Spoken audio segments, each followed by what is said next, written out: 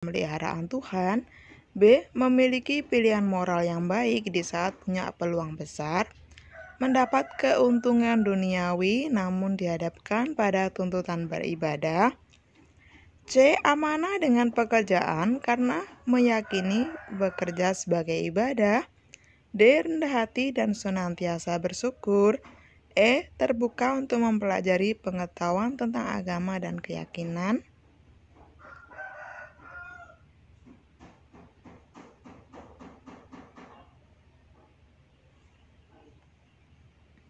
Jawabannya yaitu A. Mempercayai dengan sepenuhnya bahwa setiap tindakan manusia berada dalam pengawasan dan pemeliharaan Tuhan. Semoga untuk pejuang NIP yang lihat di channel aku sukses ya teman-teman. Dan kalian santai tapi ekstra hati-hati. Karena pada tes kepribadian ini, kalau benar itu skornya 5, nah kalau salah itu skornya 0. Sementara untuk jawaban A, B, C, D itu jawabannya sangat tipis-tipis. Perbedaannya sangat tipis-tipis. Tapi saya yakin teman-teman bisa menganalisa. Insya Allah berdoa terus. Belajar terus ya teman-teman, karena Allah Maha mengetahui. Kalau kalian ikhtiarnya sungguh-sungguh, kalian juga mengharap dengan sungguh-sungguh, insya Allah Allah mengabulkan. Amin ya robbal alamin. Soal nomor 2. Komitmen pribadi dalam berketuhanan dalam kehidupan sehari-hari menurut Anda lebih banyak diwujudkan dengan A. Melakukan kerja bakti atau bakti sosial. B. Peduli dan memiliki keinginan menolong sesama. C. Mendukung kegiatan keagamaan. D. Mengawali hari dengan berdoa pada Tuhan Yang Maha Esa. E. Berbaik sangka pada orang lain.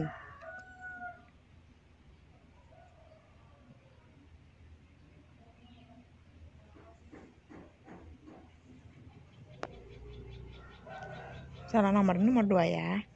Jawabannya yaitu B. Peduli dan memiliki keinginan menolong sesama.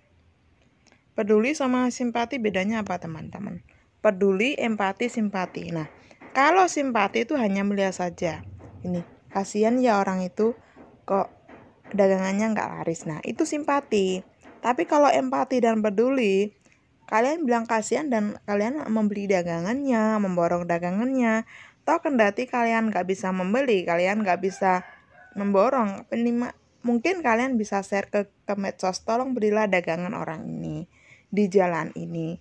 Nah, otomatis insya Allah ada yang membeli dagangan itu. Nah, itu adalah wujud peduli dan empati, itu contoh ya teman-teman. Nah, seperti itu udah bisa bedain ya simpati, empati, dan peduli. Kalau simpati itu hanya media saja, kalau empati dan peduli udah tindakan. Oke, lanjut ke soal nomor 3. Berdasarkan pengalaman Anda sebelumnya, metode manakah yang paling sesuai untuk meningkatkan kepekaan peserta didik terhadap tata nilai dalam masyarakat multikultural? A. Widya wisata multikultural, ada Dayak, ada Jawa, ada Bugis, dan banyak suku-suku yang lainnya. Alhamdulillah kita suku-suku yang rukun ya, saling bersatu, saling melengkapi. A. Widya wisata, B. Tugas terstruktur, C. Bermain peran di diskusi kelompok, E. Simulasi.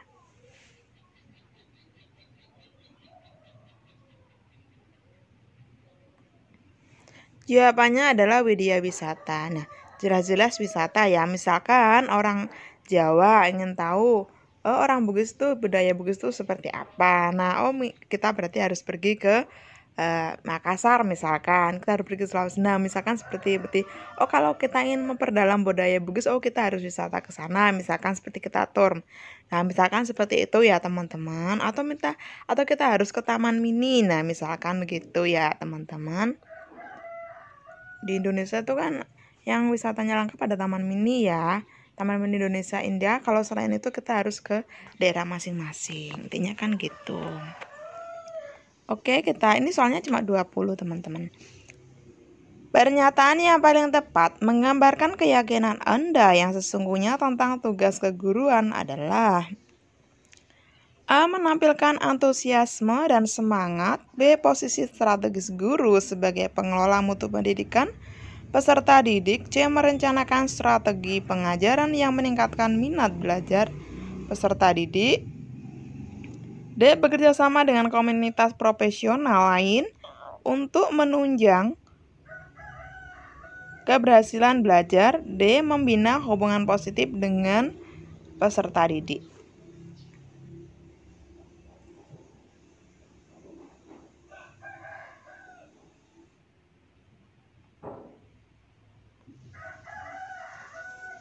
Jawabannya yaitu B. Posisi strategis guru sebagai pengelola mutu pendidikan peserta didik. Soal nomor 5.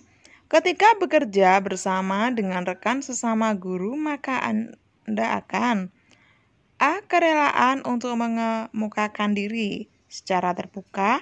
B. Menyediakan waktu membantu kelancaran tugas bersama dengan sesama guru. C. Mengharapkan pengertian dari sesama rekan guru. D. Menyampaikan ide atau gagasan secara jelas dan sistematis. E. Mampu menanggapi kritik dan berusaha memahaminya.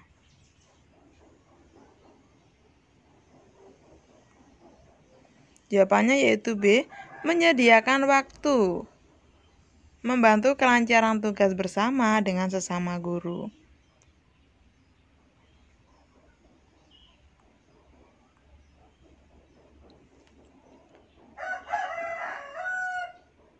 Pada sebuah pertemuan dengan orang tua untuk melaporkan kemajuan belajar peserta didik, tindakan pertama, mana yang Anda pilih? Nah, ini berat. A. Memaparkan hal positif dari kemampuan dan minat peserta didik agar orang tua tergerak berbicara tentang anaknya lebih lanjut. B. Mengamati kondisi peserta didik dan orang tuanya untuk perbandingan antara respon peserta didik di rumah dan di sekolah. C. Menyerahkan buku laporan kemajuan peserta didik. D. Mencatat informasi dan kehadiran orang tua. E. Mendengar tuntutan dan kritik orang tua.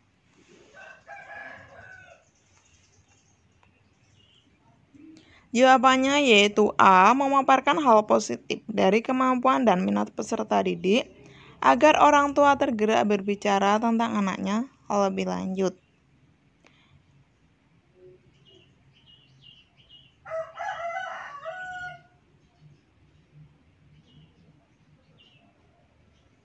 Ya, sebagai guru harus pandai, teman-teman. Pandai melobi, pandai merayu, pandai menjelaskan. Bapak Ibu itu memiliki bakat seperti ini misalkan. Sebaiknya seperti ini misalkan gitu. Nanti ke depannya seperti ini. Nah, jelas gitu ya. Nah, dengan penjelasannya sejelas-jelasnya, dengan pemaparannya sejelas-jelasnya, maka orang tua akan berpikir, oh iya, nanti jadinya seperti ini. Itu pun yang aku harapkan. Nah, misalkan seperti itu ya. Oke, kita lanjut. Bekerja sistematis menurut Anda yang utama adalah ketika. Nah, ini sistematis. Sistematis itu apa sih? Sistematis itu secara terurut ya. A. Bekerja secara intuisi. B. Bekerja sesuai prosedur dan target fleksibel. C. Bekerja bertahap sesuai rencana memperoleh capaian proses pembelajaran yang lebih baik. D. Bekerja keras dengan sungguh-sungguh meski dalam kondisi penuh tekanan. E. Bekerja sesuai rutinitas. Nah, itu sistematis itu apa? Sistematis itu pasti urut ya, ada kata kuncinya urut. Tapi urut yang bagaimana gitu kan? Jawabannya C. Bekerja bertahap sesuai rencana memperoleh capaian proses pembelajaran yang lebih baik. Nah, itu kan urut bertahap.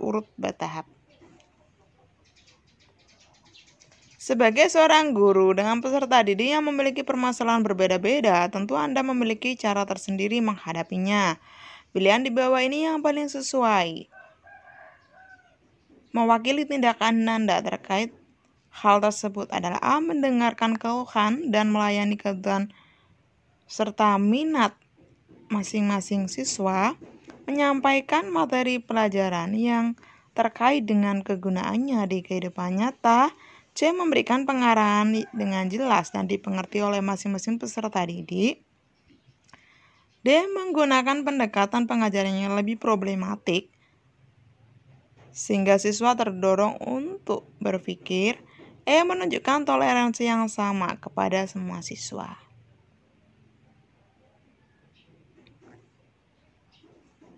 Sebagai guru kuncinya 1, tidak boleh pilih kasih. Kalau ingin jadi guru yang baik, 1, tidak boleh pilih kasih. Jangan anaknya orang kaya lebih disayang, anaknya orang miskin dijauhin. No. Enggak ya. Jawabannya yaitu A. Mendengarkan keluhan dan melayani kebutuhan serta minat masing-masing siswa. Oh, siswa itu ngeluhnya seperti apa? Baik itu dari anak orang kaya, dari anak orang miskin, dari siswa yang cantik ataupun yang enggak. Itu keluhannya tetap kalian dengar. Kalian harus sayang semuanya. Kalian nggak boleh beli kasih. Oh, ya anggaplah mereka itu anak kalian sendiri. Kalian, misalkan kalian sebagai bapak atau sebagai ibu di rumah punya anak 4. Nggak mungkin kan kalian lebih dominan ke anak yang pertama atau lebih ke dominan anak yang terakhir, kan nggak mungkin. Saya yakin kasih sayang kalian tuh sama, cuma caranya saja yang mungkin berbeda, gitu kan. Nah, kira-kira seperti itu. Anggaplah murid kalian tuh anak kalian sendiri ya. Sebagai sahabat, sebagai guru, sahabat, sebagai anak sendiri. Tapi ingat, kalian juga jangan terlalu akrab sama anak-anak. Karena apa? Kalau kalian terlalu akrab, anak-anak tuh nggak bisa menghargai kalian. Intinya kalian tuh sayang semuanya. Ya kalian kira-kira sendiri ya. Kalian sayang semuanya, kalian mengerti gitu ya. Jangan terlalu akrab kalau sama murid. Gimana ya? Saya sulit membahasakannya. Yang jelas kalau kalian terlalu akrab sama murid, takutnya murid itu ngelonjak gitu loh. Kalian malah nggak dihargai. Yang jelas kalian sayang semuanya ke murid-muridnya gitu ya. 9. Seorang siswa yang Anda kenal tengah menghadapi masalah keluarga yang berat. Nah, ini penting. Dan nilai-nilai pelajaran yang diperoleh menjadi menurun. Maka pertama yang Anda akan ambil langkah adalah A. Memberi kesempatan pada siswa tersebut untuk perbaikan nilai. B. Mengajak siswa berbicara dari hati ke hati tentang kondisi tersebut. C. Cukup menyapa hangat saat istirahat sekolah. Ini C salah. D. Meminta kepada teman-temannya untuk tetap mengajak bercanda dan berinteraksi seperti biasa. Ini masa lalu ya. Kalau masalah itu harus ada solusi. E. Memberi teguran keras. Yang E itu salah. Sudah pasti salah. Jawabannya ternyata B. Mengajak siswa berbicara dari hati ke hati tentang kondisi tersebut. Nah, ingat kalau masalah itu jawabannya solusi ya. Kalau masalah jawabannya solusi. Oke, nomor 10. Tindakan mana yang Anda pilih ketika Anda seorang siswa? Anda mengalami kemalangan. A. Menemuinya dan berusaha mengetahui bagaimana perasaannya dan memberi dukungan atas kebutuhan atau keinginan saat itu. B. Memberinya bantuan dana. C. Berbagi cerita dengannya tentang perasaannya saat itu. D. Menyampaikan ucapan turut prihatin kepadanya secara langsung. E. Meminta teman-temannya saja untuk menggantikan Anda datang menemuinya. Tindakan mana yang Anda pilih ketika Anda seorang siswa yang sedang mengalami kemalangan? Ketika ada seorang siswa yang mengalami kemalangan, jadi kamu guru, kalian sebagai guru. Nah, ada siswa yang mengalami kemalangan. Nah, kemalangan itu ada seperti musibah gitu ya. Nah, apa yang harus kalian lakukan? Menemuinya, memberi bantuan, berbagi cerita, menyampaikan ucapan, meminta teman-temannya saja menggantikan, yang itu pasti salah ya. Karena gini loh, murid itu murid itu juga menilai guru. Karena apalagi kalau SMP SMA ya. Dia itu misalkan dalam kelas itu ada 10 guru, misalkan guru matematika, guru bahasa Indonesia, ada wali kelas. Dia akan menilai satu persatu. Oh, guru bahasa Indonesia terhadap aku seperti ini. Guru matematika terhadap aku seperti ini. Guru fisika terhadap aku seperti ini. Dan ada guru yang paling dia ingat dalam hidupnya. Jadi dalam hidup saya pribadi ya, ada guru yang paling saya ingat dalam hidup saya.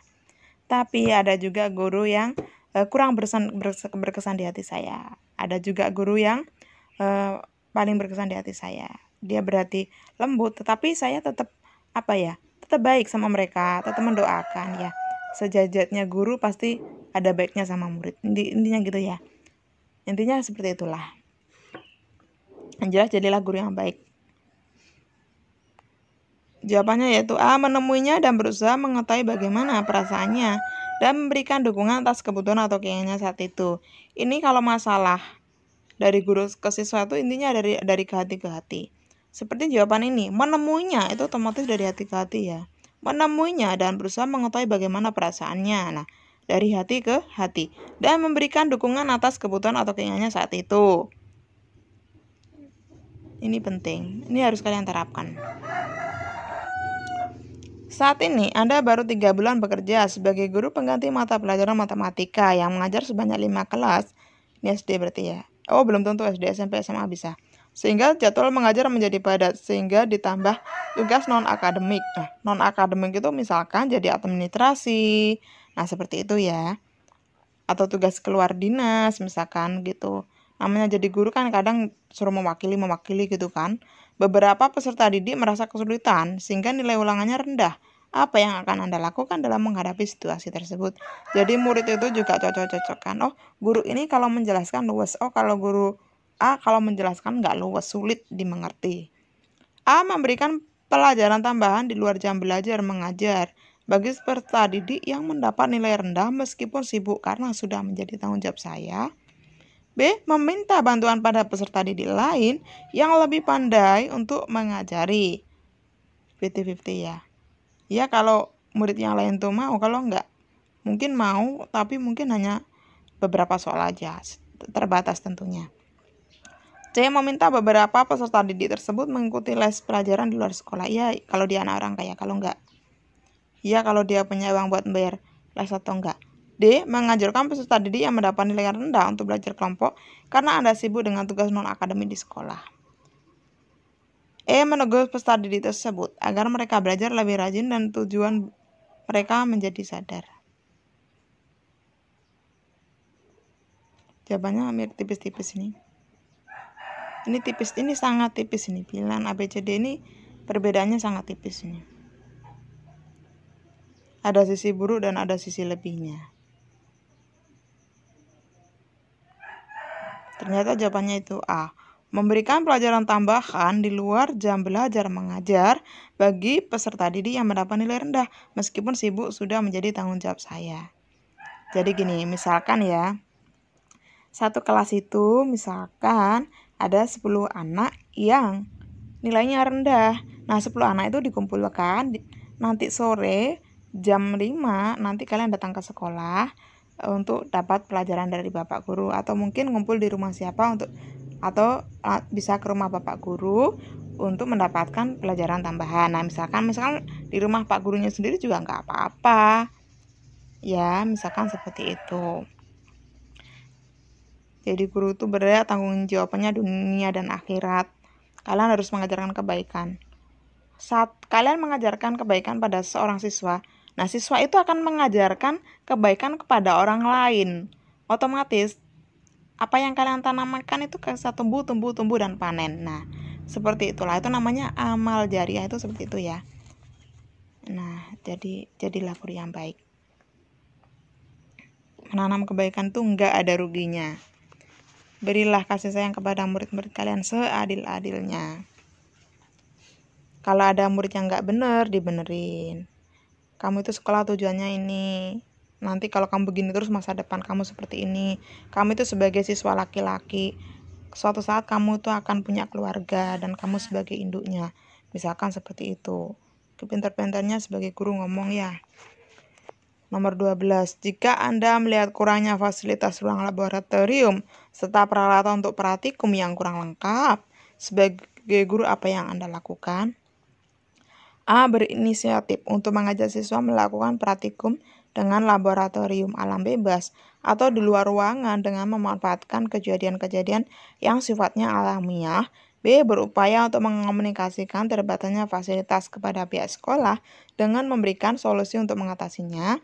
C. Menciptakan laboratorium temporari dengan cara meminjam kelas lain yang kosong untuk dijadikan sebagai ruang laboratorium sementara sampai ada solusi untuk menjawab persoalan tersebut. D. Berupaya mengoptimalkan apa yang sudah ada di sekolah secara maksimal. E. Menyerahkan segala permasalahan tersebut untuk diselesaikan sendiri oleh pihak sekolah. Nah, ini mudah ini.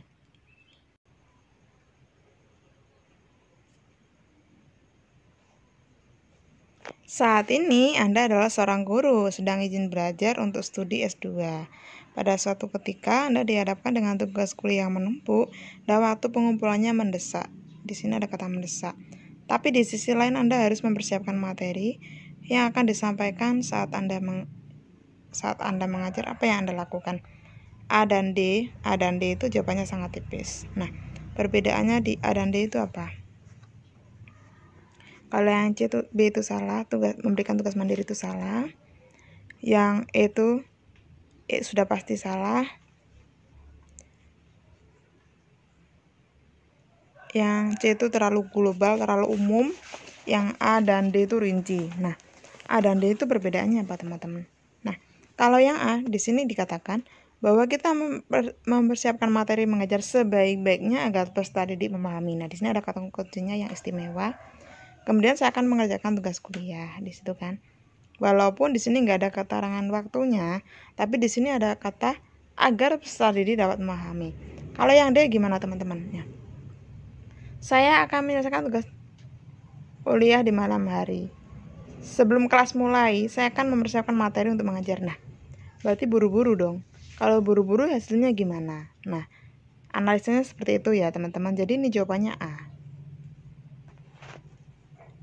Jadi soal yang beredar di soal nomor 13 ini beredar. Tapi ini ada yang jawab A dan ada yang jawab D. Ini yang benar A, teman-teman. Kalau yang D, di situ ada kata kunci mempersiapkan materi sebelum mengajar. Nah, di sini sebelum mengajar berarti buru-buru. Kalau buru-buru itu hasilnya pasti nggak maksimal. Kalau yang A, kata kuncinya agar siswa mudah dipahami. Nah, dua kata kunci itu sudah cukup. Anda diterima sebagai guru di SMA swasta yang ada di Surabaya, sedangkan tempat tinggal Anda di kota lain yang membutuhkan waktu tempuh 2 jam untuk sampai di sekolah. Anda mengajar di sekolah selama 6 hari kerja. Selain itu, Anda juga diminta pihak sekolah untuk mengerjakan tugas administrasi di luar jam kerja. Apa yang Anda lakukan? A. Sementara saya akan bertahan sambil mencari lowongan kerja di dekat rumah. B. Saya akan tetap menjalankan tugas saya sebagai guru dengan sebaik-baiknya meskipun tempat mengajar jauh dan banyak tugas tambahan yang harus diselesaikan. C. Saya sering merasa kelelahan dengan jarak tempuh rumah yang terlalu jauh dengan sekolah. D. Saya merasa terpaksa bekerja dengan jarak tempat yang jauh. Hal ini dikarenakan faktor ekonomi saja. E. Saya akan tetap bertahan menjadi guru di sekolah tersebut dengan meminta dispensasi tidak diberi tugas tambahan di luar jam mengajar karena rumah terlalu jauh. Nah, ini ada di satu sisi ada masalah pribadi yaitu jaraknya terlalu jauh, di sisi lain kita sudah mendapatkan tugas sebagai guru di SMA swasta itu ya. Di sini kata kuncinya swasta, SMA swasta. Dan bagaimana pihak sekolah itu juga nggak rugi, sementara kita juga nggak rugi, intinya gitu. Jadi dua pihak itu sama-sama nyaman. Oke, jawabannya ternyata B. Saya akan tetap menjalankan tugas saya sebagai guru dengan sebaik-baiknya meskipun tempat mengajar saya jauh dan banyak tugas tambahan yang harus saya selesaikan. Nah, ternyata di sini jawabannya yaitu kita harus menjadi pribadi yang super ya. Namanya juga tugas tambahan. Banyak tugas tambahan yang harus saya selesaikan. Nah, tugas tambahan itu kan nggak setiap hari ya, mungkin beberapa waktu. Ya benar banyak, tapi kan mestinya nggak setiap hari, intinya gitu ya.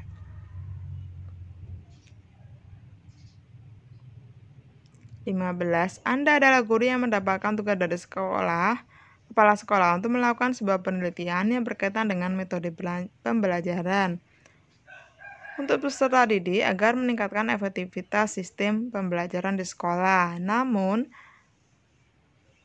sekolah tidak memiliki dana untuk mengadakan penelitian tersebut. Bagaimana Anda menyikapi soal tersebut?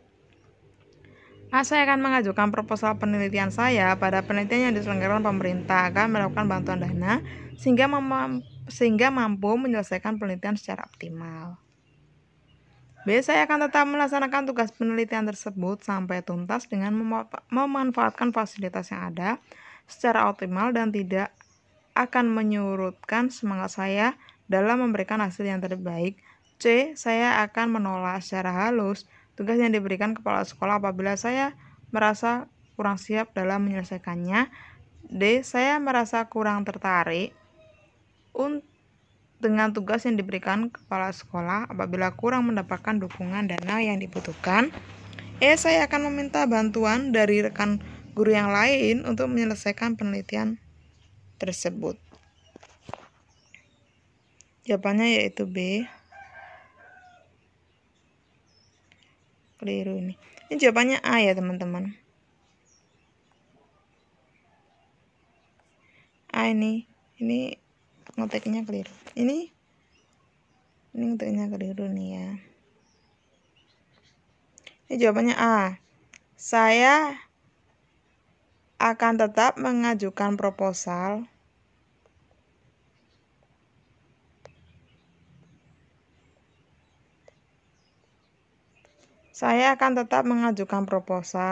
penelitian saya pada penelitian yang diselenggarakan pemerintah. Nomor 16, seorang guru di tempat Anda mengajar menunjukkan ketidakpedulian pada semua peserta didiknya. Guru tersebut hanya datang saat mengajar dan tidak berkenan membimbing peserta didik yang mengalami kesulitan pelajaran. Sebagai teman sejawat sesama guru, apa yang Anda lakukan? A. Saya akan mengajukan usulan kepada kepala sekolah agar memberikan teguran pada guru tersebut. B. Saya akan melakukan pendekatan secara persuasif pada guru tersebut agar mau membimbing peserta didik yang mengalami kesulitan dalam pelajaran. C. Saya akan mengajukan saran kepada kepala sekolah agar mengevaluasi kinerja guru setiap bulan sehingga diharapkan dapat memperbaiki kekurangan guru dalam melaksanakan tugasnya. D. Saya akan diam saja karena hal ini bukan merupakan tanggung jawab saya. Saya akan meminta teman terdekat dari guru tersebut untuk menyampaikan nasihat agar berkenan untuk membimbing peserta didiknya.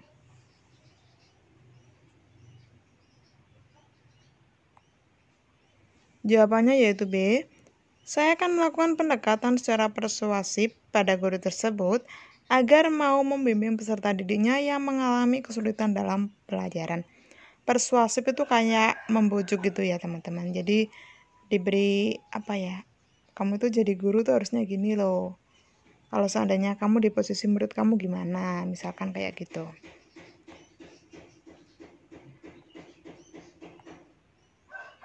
Soal nomor 17, sekolah tempat Anda bekerja memberikan seragam baru untuk semua guru. Seragam tersebut motifnya bagus, akan tetapi berbahan tebal dan panas sehingga membuat yang memakai tidak merasa nyaman.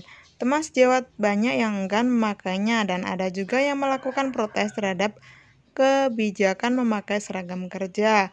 Apa yang akan Anda lakukan? A. Mengikuti teman sejawat yang tidak mau memakai seragam kerja. B. Melakukan protes terhadap kebijakan keharusan memakai seragam kerja. C. Mengikuti aturan yang telah ditetapkan sesuai dengan C. Mengikuti aturan yang telah ditetapkan dengan memakai seragam kerja yang sudah diberikan. D. Memilih pasif dalam menghadapi situasi yang terjadi. E. Membeli motif yang sama akan tetapi memiliki bahan yang lebih untuk dijahitkan sendiri agar tetap kelihatan memakai seragam yang sama. Jawabannya yaitu C. Mengikuti aturan yang telah ditetapkan dan memakai seragam kerja yang sudah diberikan. Nomor 18, Anda adalah guru yang bekerja di SMP swasta di Surabaya. Pada suatu hari, Anda akan mendapatkan tawaran pekerjaan yang lebih baik dengan gaji yang lebih besar dibandingkan profesi Anda pada saat ini sebagai guru. Apa yang akan Anda lakukan?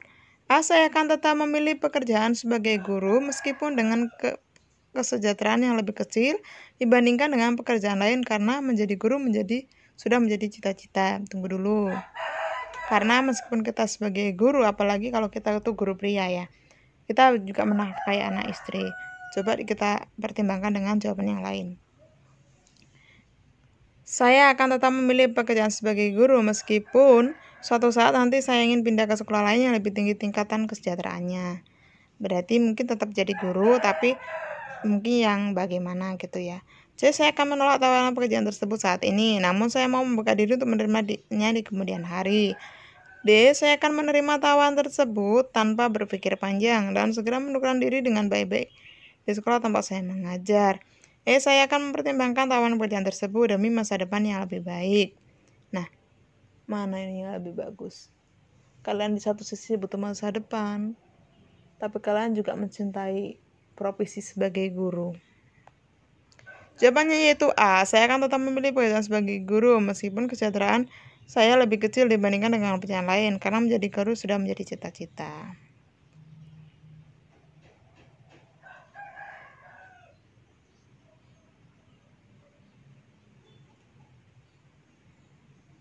Yang nomor 18 itu di sini pilihannya A. Saya akan tetap memilih pekerjaan sebagai guru meskipun kesejahteraan lebih kecil dibandingkan dengan di sini kan yang lebih kecil, nggak kecil banget berarti ya.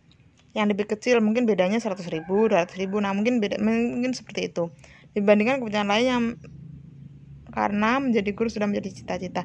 Jadi mungkin ini lebih baik, tapi kalau gajinya tipis-tipis ya tetap bertahan di yang sudah lama, intinya gitu ya. Nomor 19. Anda adalah guru yang mengajar di SMA. Beberapa peserta didik Anda memiliki bakat melukis. Anda ditugaskan sekolah untuk memilih salah satu peserta didik untuk mewakili sekolah adalah mengikuti lomba melukis antar sekolah. Ada 3 peserta didik yang Anda kenal dekat dan baik dibandingkan dengan peserta didik lainnya. Apa yang akan Anda lakukan untuk menentukan pilihannya?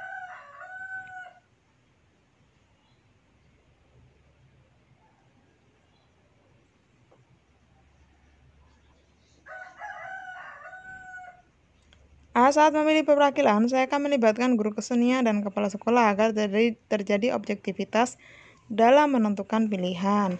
B. Saya akan mengadakan lomba melukis antar peserta didik dalam sekolah dengan tim penilai guru kesenian dan kepala sekolah. Selanjutnya, peserta didik yang menangkan lomba yang berhak mewakili sekolah. C. Saya akan meminta peserta didik menyerahkan hasil karyanya yang dibuat di rumah untuk dinilai oleh guru kesenian. Selanjutnya, yang terbaik akan mewakili sekolah mengikuti lomba. Yang D. Saya akan memilih peserta didik yang mudah dihubungi. Saya akan memilih peserta didik yang mewakili sekolah berdasarkan kedekatan saya secara pribadi. Yang D dan E salah. Jawabannya yaitu B. Saya akan mengadakan lomba melukis antara peserta didik dalam sekolah dengan tim penilai guru kesenian dan kepala sekolah. Selanjutnya, peserta didik yang memenangkan lomba yang berhak mewakili sekolah. Jadi di sekolah dilombakan dulu, yang menang baru dikirim. Soal terakhir, salah satu persyaratan untuk menjadi guru adalah memiliki kompetensi akademik S1 atau D4. Seorang guru teman sejawat Anda di sebuah SMA swasta di Surabaya tidak memiliki salah satu persyaratan wajib yang diharuskan undang-undang tetapi sudah aktif mengajar. Apa yang Anda lakukan? A. Saya akan melakukan pendekatan secara persuasif kepada guru tersebut dan memberikan informasi berkaitan dengan persyaratan tersebut serta membantunya dalam mencapai persyaratan. B. Saya akan memberikan usulan kepada kepala sekolah agar mengidentifikasi setiap guru yang belum memenuhi persyaratan wajib seorang guru, kemudian memberikan dukungan agar mencapai persyaratan tersebut. Kalau yang A pribadi, yang B itu berawal dari pribadi, kemudian didiskusikan secara antara kepala sekolah juga ya, sudah melibatkan kepala sekolah. Yang C, saya akan mencarikan informasi untuk guru berkaitan dengan program-program pemerintah yang dapat membantu guru yang belum memenuhi persyaratan wajib sebagai guru. Intinya kayak kuliah gratis. Yang D, saya akan melaporkan guru yang bersangkutan kepada kepala sekolah ataupun dinas terkait agar guru tersebut mendapat sanksi. Yang D ini tindakan yang jahat ya. Yang E, saya akan diam saja karena hal tersebut merupakan tanggung jawab kepada sekolah. Yang D dan E ini tindakan jahat. Ya nggak jahat sih, tapi kan masa sama teman seperti itu, enggak lah ya. Jawabannya yaitu A. Saya akan melakukan pendekatan secara persuasif kepada guru tersebut dan memberikan informasi berkaitan dengan persyaratan tersebut serta membantunya dalam mencapai persyaratan tersebut. Nah, di sini ada 3 kata kunci. Yang pertama kita membujuk, yang kedua kita memberikan informasi yang terkait, kemudian di sini ada kata membantunya dalam mencapai persyaratan. Nah, membantunya dalam mencapai persyaratan otomatis kan dia membantunya mungkin bisa dari awal sampai akhir dengan berbagai cara. Mungkin dia mencarikan beasiswa atau mungkin dia berkoordinasi dengan kepala sekolah agar dianggarkan untuk kayak beasiswa dari sekolah itu. Kalau zaman dulu itu banyak ya, kayak dikuliahkan oleh dinas itu sendiri, itu ada anggarannya. Kalau sekarang tuh kayaknya kayaknya kok saya sudah lama nggak dengar ya. Kalau dulu saya masih dengar, tahun 2013 tuh masih dengar, tapi sekarang udah enggak. Kalau pengen kuliah ya kuliah sendiri, ada beasiswa itu pun nggak dari dalam. Intinya beasiswa itu biasanya adanya dari luar gitu ya. Misalkan kamu bekerja di instansi A, kamu dapat beasiswa itu nggak dari tempat kamu ngajar, tapi biasanya dari luar gitu loh. Sekarang tuh yang saya tahu gitu. Kalau dulu itu kan dianggarkan dari sekolah itu sendiri, dari dinas itu sendiri gitu kan. Oke, sampai di sini dari Nice Energy Channel. Mohon dukungannya untuk dengan tekan like, subscribe, komen, dan share sebanyak-banyaknya agar aku lebih semangat buat videonya ya teman-teman. Tentunya video-video yang bermanfaat, mulai dari soal-soal CPNS, religi, kehidupan cinta, dan tutorial tentunya. Jadi Nice Energy Channel itu adalah channel yang kompleks ya. Di dalamnya ada cinta, ada kehidupan, ada tutorial, ada religi, ada soal-soal. Jadi karena kita hidup itu nggak melulu di soal-soal aja tuh, nggak melulu ya. Walaupun kita butuh ya kan, kelimanya itu kita butuhkan semuanya, dan itu ada di Nice Energy Channel. Jangan lupa untuk selalu tekan like, subscribe, komen, dan share-nya ya, agar masuk di perangkengan tadi pencarian YouTube dan pencarian Google. Semoga kalian yang menebar kebaikan, Allah akan membalas kebaikan kalian ya. Semoga yang share video ini ditambah rezekinya, sehat selalu, terkabul cita-citanya. Amin amin ya robbal alamin. Sekian, wassalamualaikum warahmatullahi wabarakatuh. Terima kasih telah menonton. Thanks so much for watching. Bye bye, see you.